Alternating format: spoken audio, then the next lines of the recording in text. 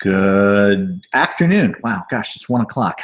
Taking a nice, easy start to Sunday here. Welcome to day 15 of our meditation challenge. We are at the halfway point.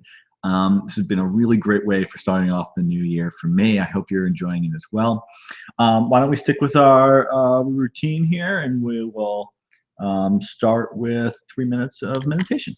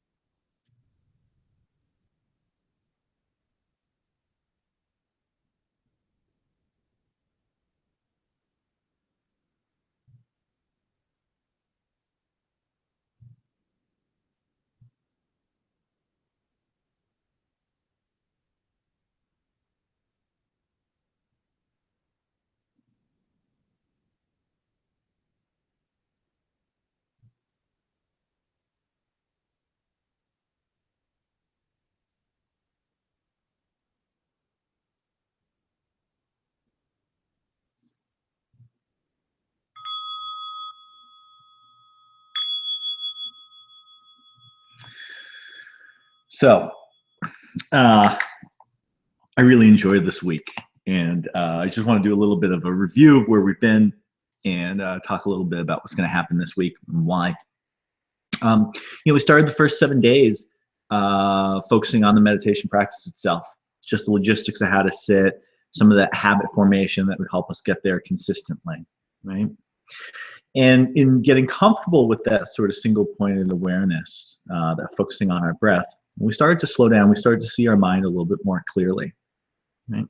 That's really important. We start to recognize these thoughts, and recognizing them instead of just being swept away with them, we start to learn from them. It's just intuitive, right? They become familiar in a way. The second week, we talked about mindfulness in action, right? We started to experiment with these different ways in which we could apply this awareness to different real life situations. It's really great, like if you didn't have a chance to, get to the meditation cushion and spend 5 minutes meditating that day, but you can find these little moments to mindfully wash your hands or mindfully fold the laundry. We can start working little moments of meditation through the course of our day.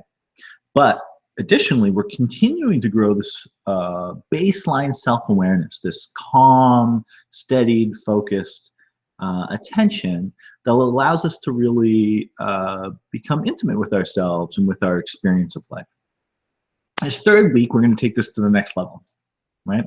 The happiness week is really about looking at some of the behaviors of thought and mind, and seeing how we can work with them. We can actually, now that we're aware of them, now that we're used to interjecting some self-will and some direction into our thoughts, we're going to start, maybe changing our perspective. Maybe we're going to work on forgiveness. Maybe we're going to look at anger and figure out how to let that go, right? Maybe we can look at challenging relationships and figure out how we can cultivate more positive feelings towards them.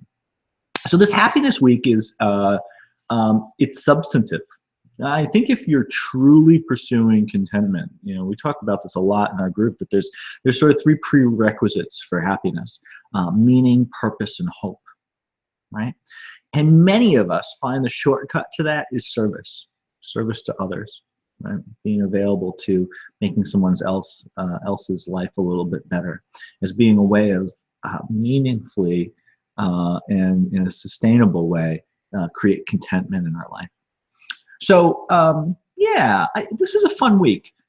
Tomorrow on Monday, we'll have a loving kindness meditation. We'll focus on that. I'll do I'll probably run it at 8 o'clock Eastern. Do a little loving kindness meditation. It's a guided meditation. It'll probably go about 20 minutes. We'll have a little discussion if you like. We also have a beginner session tomorrow at 3 o'clock p.m. Eastern. It's 8 p.m. in London. That's noon in California. Our instructor and friend Lydia is running a beginners group. So that'll be particularly cool. I encourage you to check that out. Tuesday, we've got our book club. Wednesday, we've got another session of Water Cooler Wednesdays. And we may add some more events as the week goes on a little later on. But the theme this week will be working with our mind. And I'll close with this. There's this often quoted saying in Buddhist circles that to study Buddhism is to study self. To study the self is to forget the self. To forget the self is to be enlightened by 10,000 things. Right? It's a clever way of saying be enlightened by everything. I think that there's something that happens in our meditation practice when we turn in and we look inward and we start to see some of our patterns of thoughts, our tendency to maybe be short with the people we care about the most, or irritation that comes out while we're behind the driver's wheel, or that sense of fear that's holding us back from doing something that we really would like to do and participate in, right? As we study this, as we examine this a little bit more closely, it seems to fade away. There's something that I haven't quite figured out how to put the words to, that when we really focus on, when we're not just carried away with that fear or that irritation, when we really study it, that it seems to melt away. It's almost like it can't withhold the gaze of mindful attention, right? And through that, we're then able to participate a little bit more fully with the world around us. When we get out of this mess of emotions and thoughts that can sometimes really cloud our existence, that we're really discover that we're more connected to the people around us, the world around us, our experience, our interconnectedness with each other. So this idea that happiness, contentment, is rooted in meaning, purpose, and hope, and of forgetting of ourself and reconnecting with the fullness of life around us. And most importantly, is something that we can work with, right? All of the examples you're going to see, starting especially with tomorrow's loving kindness meditation, we're going to take something and figure out that it's a little bit malleable, that it's flexible, right? We're going to talk about things like gratitude. I think our friend Chris is going to offer reflection on gratitude. That'll be a really pretty cool way of seeing this. You can look at something from one direction and it can feel like a bad day, and you can look at it from another and you've got something to be grateful for. So it's a fun week. I look forward to staying in touch with all of you. Thank you again for such wonderful participation. This has been a lot of fun starting off 2017 with you. I've really loved all of the thoughtful reflections in the discussion group and the emails. So I'd love to keep hearing from you. And happy Sunday. Hey, go Patriots. It was a great game last night. Yay!